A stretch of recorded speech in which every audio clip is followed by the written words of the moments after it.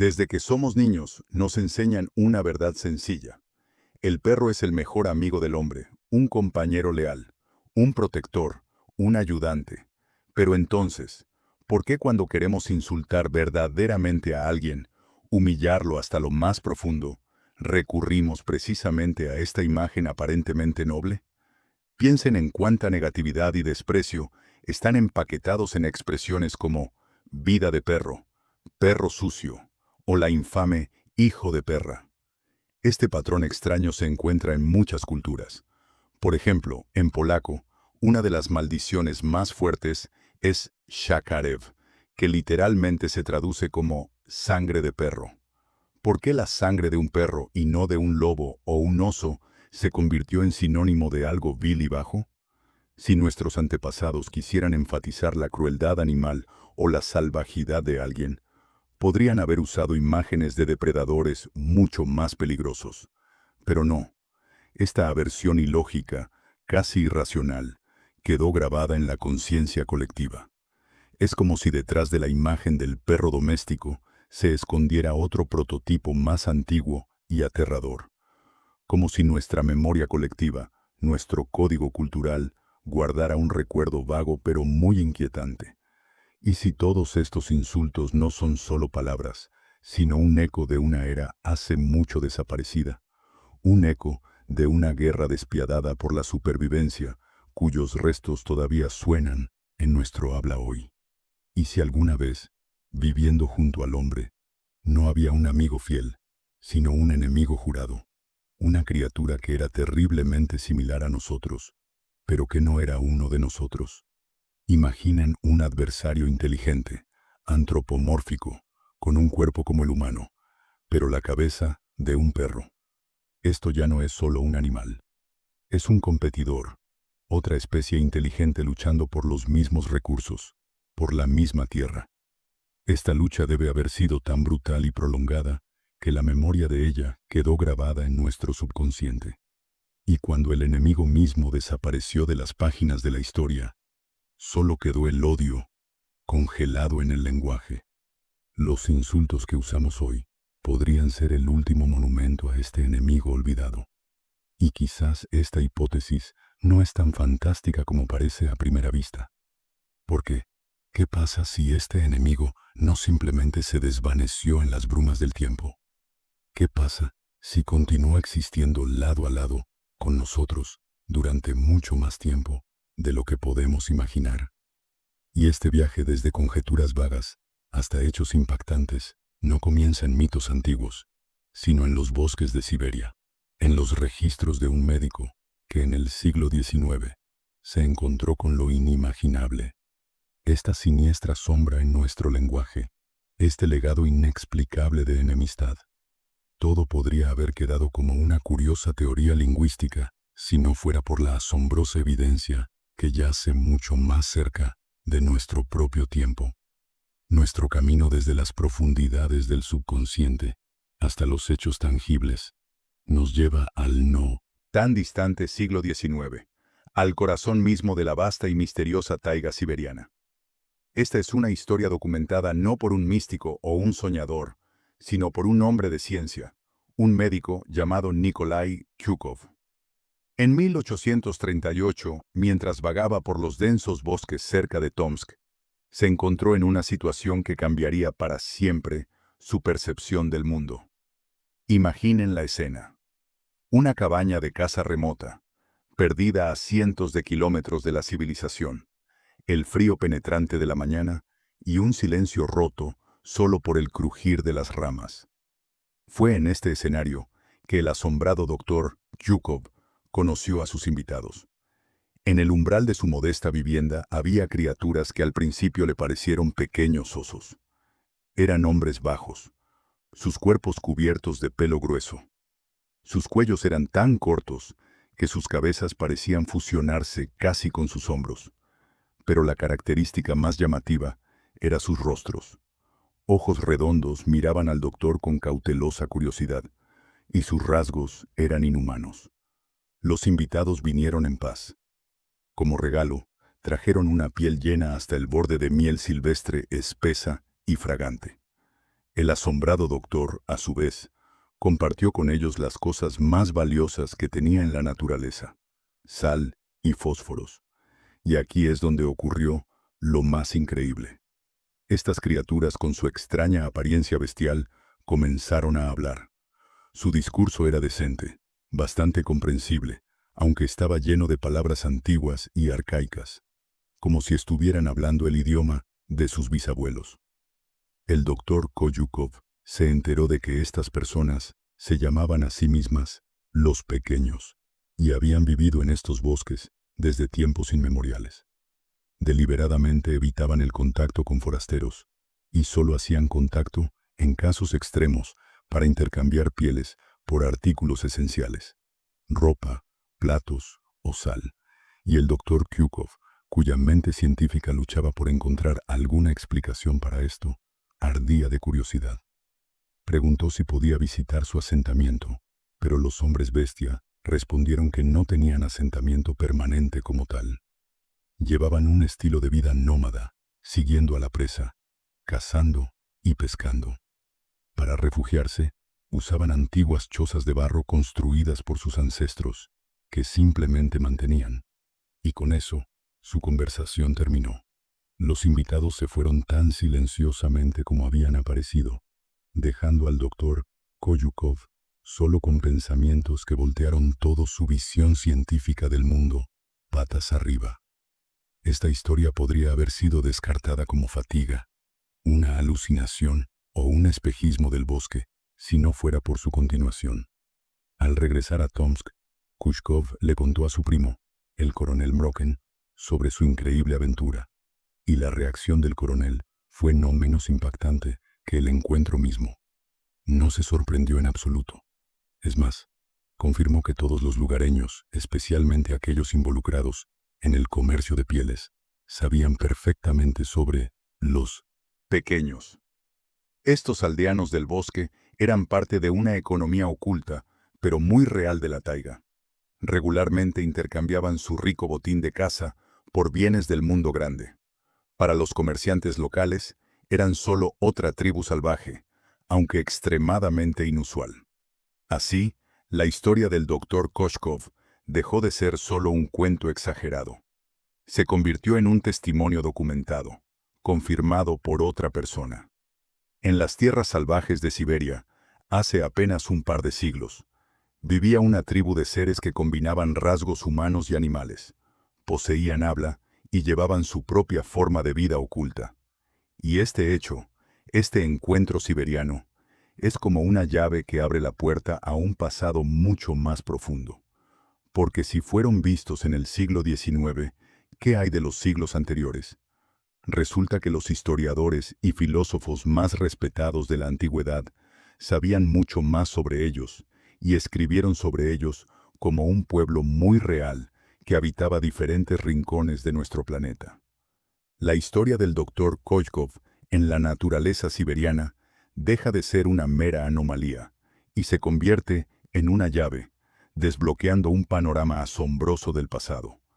Resulta que este relato notable es solo la página más reciente en una crónica de múltiples volúmenes mantenida por las mentes más grandes de la humanidad durante milenios. El encuentro en la taiga siberiana no es el comienzo de la historia, sino su eco. Para entender la escala de este fenómeno, necesitamos viajar a través de siglos y continentes, escuchando los susurros de aquellos cuyos nombres se han vuelto sinónimos de sabiduría y conocimiento. Y comenzamos con el padre fundador de la historia misma. Heródoto, el historiador griego antiguo cuyas obras formaron la base de toda la civilización occidental, era un investigador meticuloso e inquisitivo. Viajando por África y describiendo las tierras de la moderna Túnez, escrupulosamente enumeró la fauna local. En su lista, entre serpientes gigantes muy reales, leones, elefantes y víboras venenosas, menciona a los hombres con cabeza de perro como si fuera lo más natural. Para Heródoto, eran tanto parte del mundo africano como cualquier otro animal exótico. No los estaba inventando, simplemente estaba declarando un hecho que aparentemente era conocimiento común. Movámonos hacia el este, al corazón del poderoso imperio persa. Aquí, en la corte del rey Artajerjes II, servía otro griego como médico personal, Ctesias de Gnido.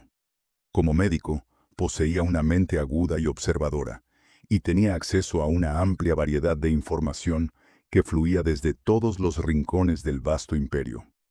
En sus registros, describe en detalle a uno de los pueblos que habitaban las tierras altas de la India. Según Ctesias, estas personas eran de piel oscura y delgadas, vestidas con pieles de animales salvajes, y no poseían habla humana, comunicándose entre sí y con forasteros a través de gestos. Estimó su población en una cifra asombrosa, alrededor de 120.000, y su principal característica distintiva era una cabeza que difería poco de la de un perro. Los romanos, con su pasión por sistematizar y catalogar todo, tomaron el relevo. Plinio el Viejo, creador de la historia natural, esencialmente la primera enciclopedia del mundo, dedica una mención especial a los cinocéfalos. También los coloca en las montañas de la India y los describe en casi las mismas palabras que Ctesias. Se visten con pieles de animales, ladran en lugar de hablar, están armados con garras y viven cazando bestias y aves. Su información es repetida casi palabra por Megástenes, quien estuvo en una misión diplomática en la corte del gran unificador de la India, Chandragupta.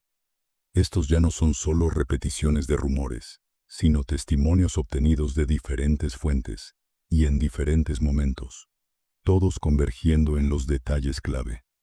Pero quizás una de las piezas de evidencia más significativas nos fue dejada por un hombre cuyo nombre se ha convertido en sinónimo de cualquier viajero, Marco Polo. Habiendo pasado muchos años en China y sus territorios vecinos, no solo repitió las leyendas de otros. En sus notas, declaró directamente que había visto a estas criaturas, con sus propios ojos, en las islas del archipiélago de Andamán. Para él, esto no era un cuento de hadas, sino una parte del mundo real que estaba explorando. Y lo más asombroso es que no solo historiadores y viajeros seculares hablaron de estas criaturas. Se convirtieron en tema de seria reflexión teológica para los autores cristianos más autoritarios. San Agustín, uno de los más grandes padres de la Iglesia, planteó una pregunta filosófica muy difícil en su obra fundamental, La ciudad de Dios. Reflexionando sobre la diversidad de pueblos, escribió: ¿qué debe decirse de los cinocéfalos, cuya cabeza de perro y ladrido los proclamaban bestias más que hombres? No dudaba de su existencia. Para él, era algo dado que planteaba un problema teológico. ¿Son estos seres descendientes de Adán? ¿Poseen alma? Siguiéndolo, Isidoro de Sevilla, autor de la primera enciclopedia cristiana, colocó a los cinocéfalos en la sección que describe las razas monstruosas reales del mundo. Así nos enfrentamos no con una cadena de coincidencias, sino con un mosaico global. Desde el África de Heródoto hasta la India de Ctesias, desde la China de Marco Polo hasta las obras de los padres de la Iglesia. En todas partes encontramos menciones de la misma gente. Eran tan reales para las personas del pasado que no solo fueron descritos en libros. Se les dio un lugar específico en este mundo, sus tierras trazadas en mapas como territorios completamente reales y existentes. Los testimonios de las mentes más grandes de la antigüedad y la Edad Media son un argumento poderoso. Pero las palabras, incluso las más autorizadas, siguen siendo solo palabras. Es otra cosa completamente ver la prueba con tus propios ojos. Y nuestros antepasados nos dejaron justo esa prueba. Testigos silenciosos de pergamino que transforman descripciones vagas en una realidad geográfica clara. Estamos hablando de mapas. Para una persona medieval, un mapa del mundo o mapa mundi no era solo un diagrama de continentes y océanos. Era un tapiz integral del mundo conocido, que incluía no solo ciudades y ríos, sino también escenas bíblicas, animales exóticos y todos los pueblos creados por Dios, sin importar cuán extraños parecieran. Y en estos mapas, los más detallados y respetados de su tiempo, las personas con cabeza de perro recibieron su lugar legítimo. Echen un vistazo al famoso mapa de Hereford, creado en el siglo XIII. Este grandioso documento, un verdadero retrato de la visión del mundo de esa era, está repleto de detalles. Y entre ellos, junto a otros pueblos, encontramos una imagen de un cinocéfalo. Esto no es solo un boceto de un monstruo en los márgenes. Este es un habitante de pleno derecho de este mundo, completo con una leyenda detallada. La inscripción junto a la figura dice: los cinocéfalos se llaman así porque tienen cabezas de perro y rostros. Su ropa son pieles de animales, y su voz es un ladrido de perro. Además, no está representado como una bestia salvaje. En sus manos sostiene un arco y una flecha. Es un guerrero, un cazador, un miembro de su sociedad. Esto no es solo un dibujo, es un pasaporte que certifica su existencia y lugar en el orden mundial. Pero si piensan que fueron colocados en algún lugar de los márgenes míticos desconocidos, otro gran mapa de esa época, el mapa de Ebstorf, ofrece una sorpresa Aún mayor. Aquí, los cartógrafos colocaron a las personas con cabeza de perro no en la lejana India o la misteriosa África, sino mucho más cerca, en las frías tierras de Escandinavia. Para los creadores del mapa, esto era una parte tan real de la geografía como Inglaterra o Francia. Las personas con cabeza de perro eran sus vecinos del norte. Esto cambia radicalmente la percepción. De una curiosidad exótica, se convierten en un pueblo específico que habita una región muy definida de Europa. Y esto no era el fruto de la imaginación de un solo cartógrafo. Esta información se confirma en fuentes escritas. Por ejemplo, en el Tratado Cosmografía, atribuido al arzobispo Virgilio de Salzburgo, describiendo un viaje por Europa, el autor, después de pasar por Gran Bretaña e Irlanda, llega a una isla de los cinocéfalos, ubicada en algún lugar del norte, y da una descripción sorprendentemente detallada de su forma de vida. Según él, estos paganos iban con el pecho descubierto y dejaban crecer su cabello a longitudes increíbles, ungiéndolo con grasa. Su dieta consistía en animales impuros como ratones y gatos. No construían estructuras permanentes, sino que vivían en refugios tejidos y tiendas, prefiriendo pantanos inaccesibles y matorrales del bosque. Al mismo tiempo, tenían una abundancia inaudita de ganado y ovejas. Pero el autor guardó el testimonio más sorprendente e inexplicable para el final. Afirmó que las mujeres de este pueblo tenían una apariencia completamente humana normal, y solo los hombres nacían con cabeza de perro. Deténganse y piensen en este detalle.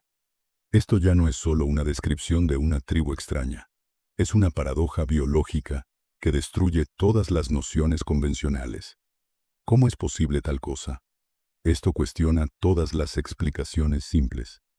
Pero antes de que intentemos resolver este acertijo, nos espera un descubrimiento aún más impactante. Resulta que estas criaturas no solo vivían en los bordes del mundo. Uno de ellos, según textos antiguos, logró no solo entrar en la sociedad humana, sino elevarse a una altura inimaginable dentro de ella, entrando al Sancta Sanctorum, el panteón de los grandes mártires cristianos. Los hemos visto en mapas como un pueblo salvaje que habita tierras lejanas. Hemos leído sobre ellos en crónicas, como una parte extraña pero real de este mundo. Pero ningún texto antiguo, ningún mapa viejo puede prepararnos para el próximo descubrimiento. Para una paradoja que destruye todas las nociones de los límites entre hombre y monstruo, santidad y salvajismo. Resulta que una de estas criaturas no solo entró en contacto con el mundo humano, irrumpió en él, recorrió el camino de bestia a hombre justo, y entró para siempre en el Sancta Sanctorum, el panteón de los grandes mártires cristianos. Esta historia concierne a una de las figuras más famosas y veneradas en el cristianismo. San Cristóbal, el santo patrón de los viajeros. Millones de Personas en todo el mundo llevan su imagen, creyendo que los protegerá en su viaje. Su representación, un gigante poderoso, llevando al pequeño niño Cristo a través de un río embravecido, es familiar para todos. Pero debajo de la capa de imágenes posteriores más familiares, yace su apariencia original e impactante. Las primeras hagiografías e iconos, especialmente en la tradición ortodoxa oriental, lo representan sin ninguna alegoría, con la cabeza de un perro. Según estos textos antiguos, antes de su conversión, Cristóbal era un guerrero gigante de enorme estatura que sembraba el terror por toda Palestina. Venía de la tribu de los cinocéfalos, y su cabeza de perro no era una deformidad, sino un arma temible que le ayudaba en la batalla. Era la encarnación de la fuerza primitiva, y seguía un principio simple: servir a quien fuera el más temible y poderoso de todos. Primero entró al servicio de un rey local, pero pronto se dio cuenta de que el rey temía al diablo. Así que Cristóbal lo dejó y decidió que no había nadie en el mundo más terrible que el Señor de las Tinieblas, y comenzó a servirle. Se convirtió en su guerrero fiel, encarnando el mal y la destrucción. Sin embargo, un día vio a su poderoso amo huir aterrorizado de una simple cruz en el camino. Y entonces, el cinocéfalo se dio cuenta de que había un poder ante el cual incluso el mal mismo temblaba. Este descubrimiento puso su mundo patas arriba. Dejó a su señor oscuro y se fue en busca del que era más fuerte que todos. Su viaje lo llevó a un ermitaño que le habló de Cristo y le enseñó a servir a la gente en su nombre. Así, el gigante con cabeza de perro comenzó su arrepentimiento, llevando viajeros a través de un río peligroso sobre sus hombros poderosos. Fue aquí donde tuvo lugar el famoso encuentro con el niño, cuyo peso resultó ser más pesado que el mundo entero, porque era Cristo mismo. Después de este evento, fue bautizado y recibió su nombre, Cristóbal, que significa portador de Cristo. Se convirtió en un celoso servidor de Dios y fue a Licia, en la moderna Turquía, donde convirtió a muchas personas a la nueva fe a través de su ejemplo y predicación. Por supuesto, tales actividades no podían pasar desapercibidas para las autoridades. Durante la persecución de los cristianos bajo el emperador Trajano, Cristóbal fue capturado. Enfrentó una feroz oposición y soportó pruebas crueles, pero no renunció a su fe. Al final, su viaje terrenal llegó a su fin, y la Iglesia lo contó entre los grandes mártires por su firmeza y fe. ¿Cómo es esto posible? ¿Cómo pudo una criatura que los autores antiguos describían como salvaje, y San Agustín consideraba más bestia que hombre, entrar en el coro de los santos? Para la Iglesia primitiva, no había contradicción en esto. Por el contrario, la historia de Cristóbal el Cinocéfalo era un símbolo poderoso de la gracia divina omnipresente. Demostraba que la luz de la fe podía penetrar cualquier caparazón, incluso el más bestial, y transformar a la criatura más salvaje y aterradora en la imagen y semejanza de Dios. Era la historia definitiva de redención. Con el tiempo, a medida que el mundo se volvió más ilustrado y racional, esta imagen original se volvió incómoda. Destacaba demasiado de la imagen convencional del mundo, y gradualmente en iconos y frescos, la cabeza de perro fue reemplazada por el rostro de un gigante severo, pero completamente humano.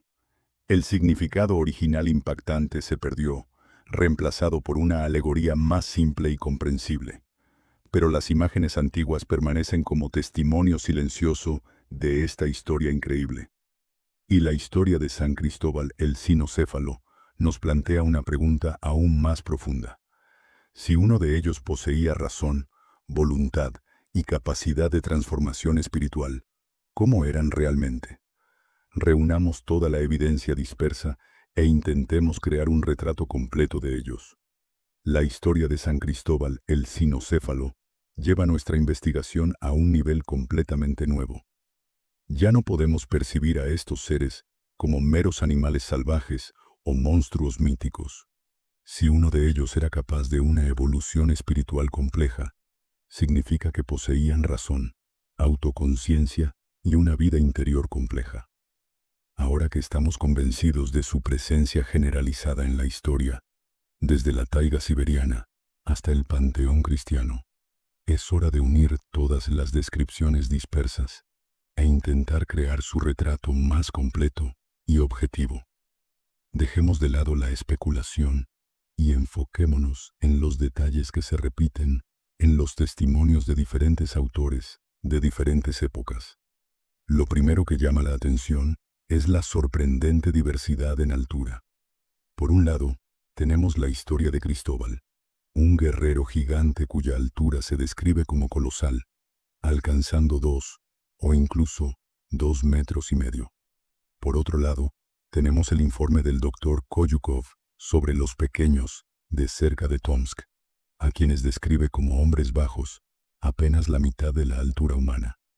Esto sugiere que los cinocéfalos probablemente no eran un pueblo único homogéneo, sino más bien un grupo completo de especies o subespecies relacionadas, muy parecido a cómo hay tribus pigmeas y los altos Tutsi en África. En cuanto a su físico, todas las fuentes coinciden.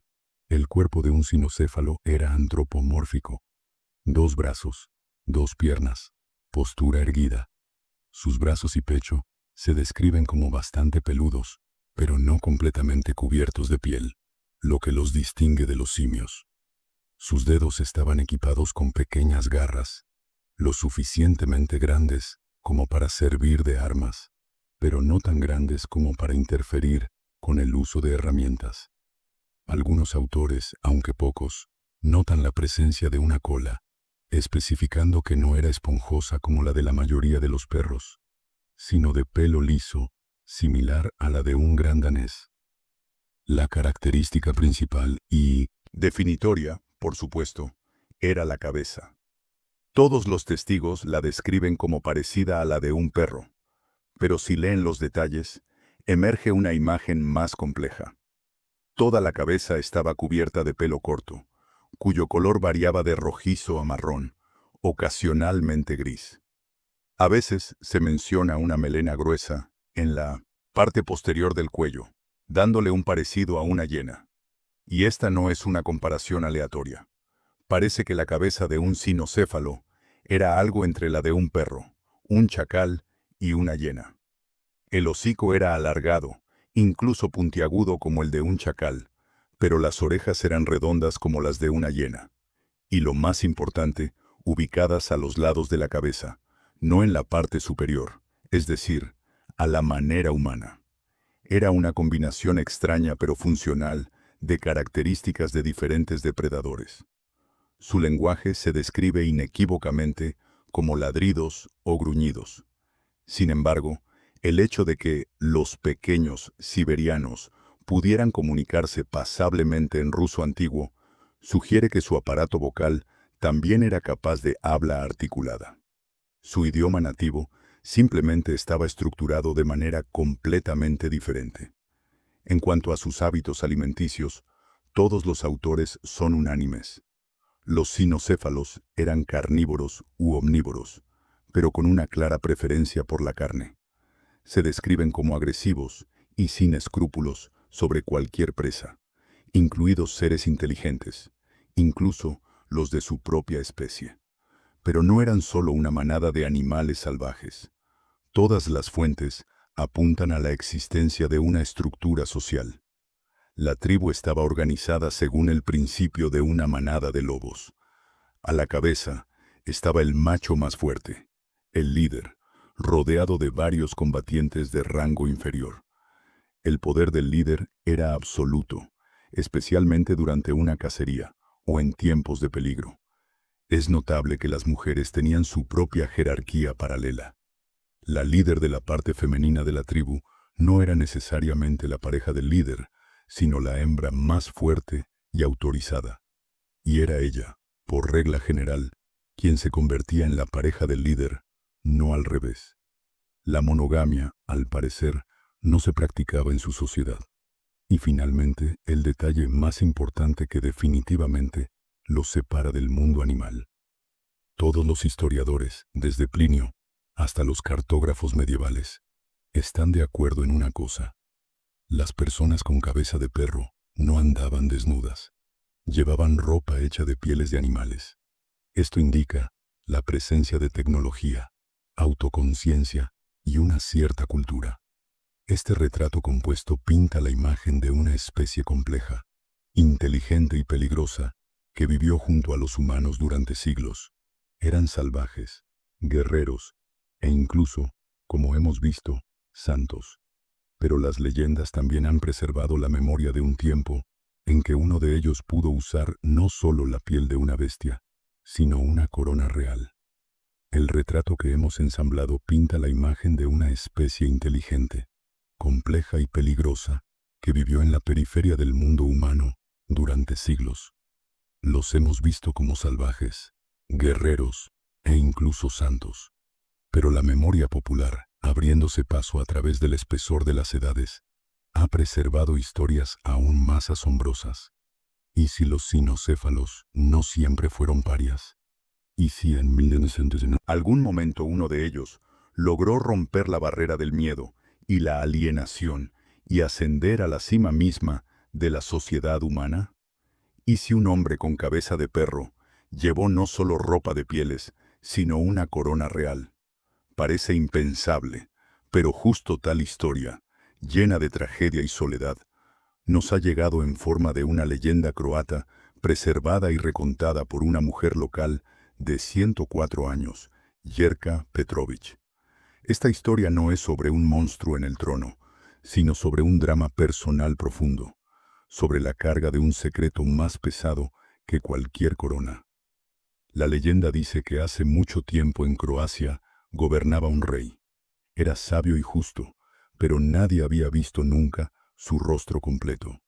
Vivía en constante temor, porque bajo su tocado real escondía un secreto terrible. Tenía un cuerpo humano, pero la cabeza de un perro. Su mayor pesadilla era que alguien lo descubriera, y para mantener su secreto, se vio obligado a realizar un ritual monstruoso. Cada día, un nuevo joven era traído ante él para afeitarlo, y cada día después, el joven era ejecutado para que no pudiera revelar lo que había visto. El reino vivía con miedo, y el rey en una soledad helada, atrapado por su propio secreto.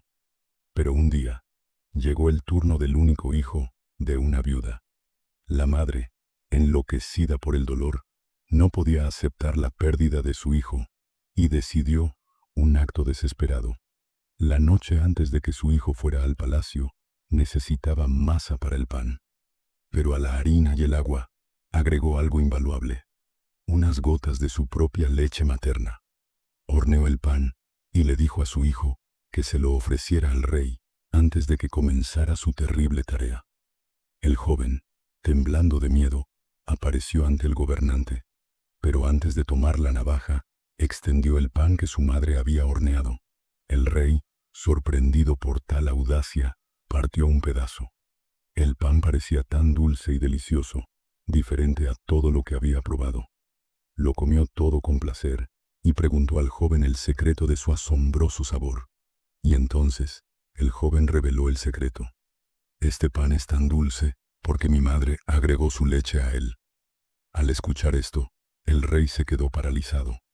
Habiendo probado la leche de una madre, había, por ley antigua, se convertido en hermano jurado de este joven.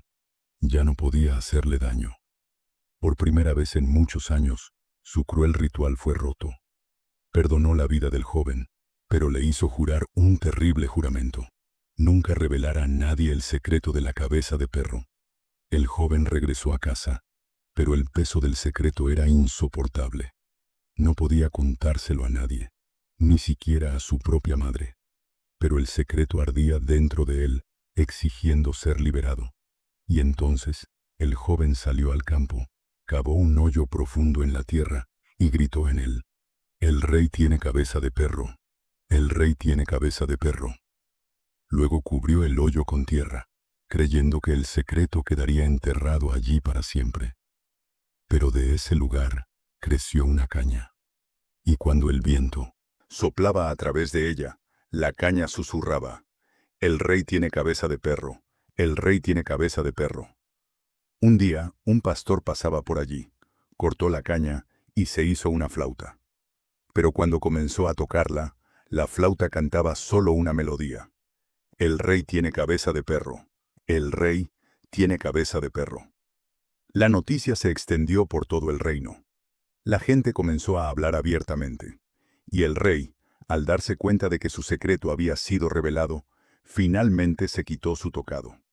Se paró ante su pueblo tal como era. Y para su sorpresa, el pueblo no lo rechazó. Lo aceptaron, porque había sido un buen rey, y eso era lo que realmente importaba.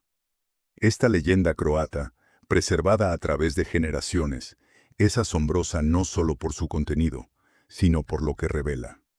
No presenta al cinocéfalo como un monstruo, sino como una persona con miedos, soledad y dignidad. Un ser capaz de gobernar con justicia, capaz de honor, de mantener juramentos sagrados. Esto cambia completamente nuestra percepción. Ya no estamos hablando de bestias salvajes, sino de otra forma de humanidad, diferente en apariencia, pero no necesariamente en esencia. Y esta leyenda no está sola. En toda Latinoamérica, nosotros también tenemos nuestras propias historias. Los antiguos pueblos de México hablaban de los Tlacaxi, guerreros con rostros de perro que servían a los dioses. En las crónicas de los conquistadores españoles, hay menciones de encuentros con seres extraños en las selvas del Amazonas, criaturas que caminaban erguidas, pero tenían rasgos caninos. Incluso Cristóbal Colón, en sus últimos viajes, escribió en su diario sobre encuentros con hombres con hocicos de perro en las islas del Caribe. Y no lo escribió como un mito o una historia fantástica, sino como un hecho observado. Ante nosotros no hay una o dos historias dispersas. Ante nosotros hay un cuerpo colosal de evidencia que abarca miles de años, diferentes continentes, diferentes culturas y religiones. Desde historiadores antiguos hasta padres de la iglesia, desde mercaderes venecianos hasta cazadores siberianos, desde cartógrafos hasta narradores anónimos, todos hablan de lo mismo. Los últimos encuentros registrados con ellos, en el Nuevo Mundo, según el testimonio del propio Cristóbal Colón, datan del siglo XVIII. En Eurasia, fueron vistos hasta el siglo XIX. Hay tanta evidencia, tan entrelazada y consistente, que simplemente descartarla toda como ficción o delirio masivo se vuelve imposible. Ignorar este fenómeno es ignorar una parte enorme de nuestra propia historia documentada. Pero entonces, si aceptamos la probabilidad de su existencia, enfrentamos la pregunta principal y más aterradora. ¿Qué eran? Eran los cinocéfalos, una especie completamente separada no humana de seres inteligentes.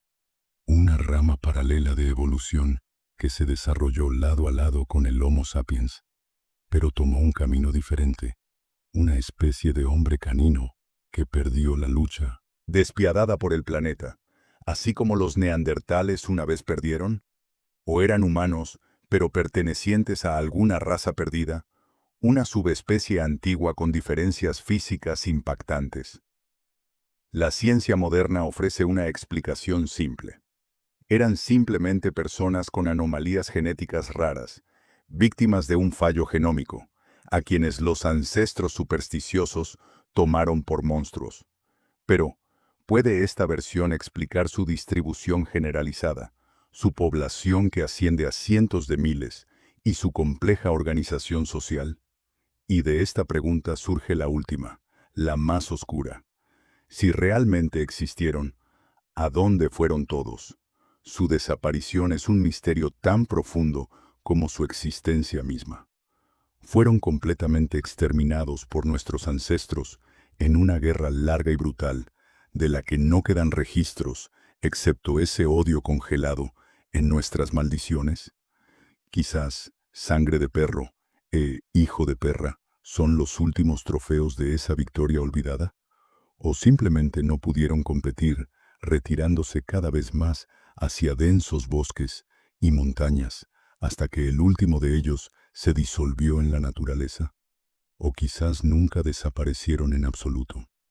Quizás simplemente se volvieron aún más hábiles para esconderse.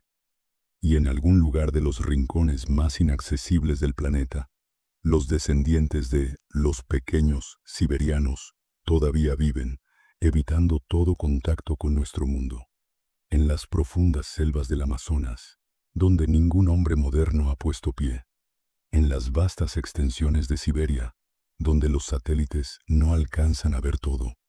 En las montañas más remotas del Himalaya, donde las leyendas del Yeti persisten. ¿Podrían ser ellos? Piensen en esto. Cada cultura indígena del mundo tiene historias de hombres salvajes que viven en los bosques. Los nativos americanos hablan del Sasquatch. Los Sherpa hablan del Yeti. Los aborígenes australianos hablan del Yowie. ¿Son todas estas solo coincidencias? ¿O son ecos del mismo fenómeno? La memoria de estas otras especies inteligentes que una vez compartieron nuestro mundo. Y hay algo más. Algo que nos debe hacer reflexionar profundamente. Si estas criaturas existieron, si vivieron junto a nosotros, si uno de ellos incluso se convirtió en santo, ¿qué dice eso sobre nosotros? ¿Sobre nuestra definición de humanidad? ¿Sobre nuestra capacidad para aceptar lo diferente? La historia de San Cristóbal nos enseña algo fundamental. La Iglesia primitiva, en toda su sabiduría, entendió que la humanidad no se define por la forma del cuerpo, sino por el contenido del alma. Un ser con cabeza de perro, pero con fe, compasión y valor, era más humano que muchos de nosotros. Quizás ese es el verdadero mensaje de todas estas historias. No se trata de si los cinocéfalos eran reales o no. Se trata de cómo nosotros, como especie, tratamos con lo diferente, lo desconocido, lo que no entendemos. Y si los exterminamos, si borramos su memoria de la historia, Si convertimos su nombre en un insulto, ¿qué dice eso sobre nosotros? Todas las crónicas están en silencio. Los mapas se han convertido en exhibiciones de museo. Y los testigos han muerto hace mucho tiempo. Ahora que todos los hechos están ante ustedes, solo queda la pregunta principal, que cada uno debe responder por sí mismo. ¿Quiénes eran estos seres y cuál fue su destino? Y más importante aún, si tuviéramos la oportunidad de encontrarlos de nuevo, ¿qué elegiríamos? ¿El miedo y la violencia que quizás los llevó a la extinción? ¿O la compasión y la comprensión que San Cristóbal nos enseñó que es posible? La respuesta a esta pregunta podría definir no solo nuestro pasado, sino nuestro futuro. Porque si algo nos enseña la historia de los cinocéfalos, es que el mundo es más extraño, más misterioso y más maravilloso de lo que jamás nos han enseñado. Y que quizás, solo quizás, no estamos tan solos en este planeta como creemos. La próxima vez que escuchen a alguien usar hijo de perra como insulto, recuerden, esas palabras pueden ser el último eco de una guerra olvidada, el último monumento a un pueblo perdido, la última prueba de que una vez, no hace tanto tiempo, compartimos este mundo con otra forma de inteligencia.